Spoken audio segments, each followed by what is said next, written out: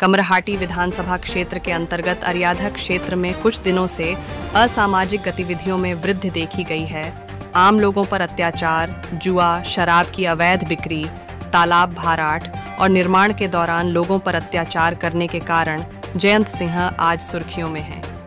इन तमाम विषय पर प्रशासन से रोक लगाने की मांग को लेकर CPIM और कांग्रेस की ओर से एक जुलूस निकाला गया और बेलघरिया थाने के सामने निरोध प्रदर्शन किया गया। साथ ही साथ इस तरह की गतिविधियों पर रोक लगाने के लिए बेलघरिया पुलिस स्टेशन में डिपोटेशन भी जमा किए गए।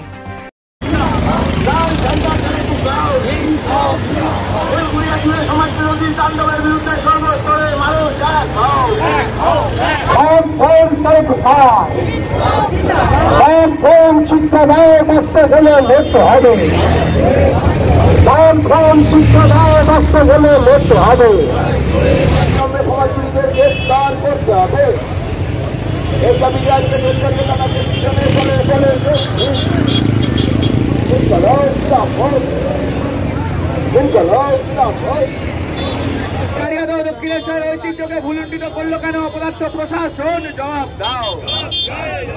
এই জবাব দিতে লাল ঝান্ডার সংগ্রাম।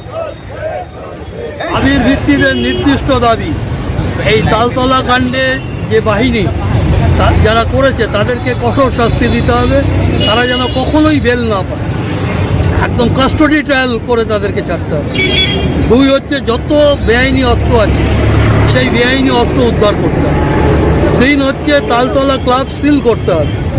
চার হচ্ছে 7টা জুয়া, সেই 7টা জুয়া কামারহাটি থেকে সমস্ত 7টা জুয়া তুলে দিতে হবে এবং পুলিশকে নজরদারি রাখতে হবে যে এই 7টা জুয়া যেন না চলে।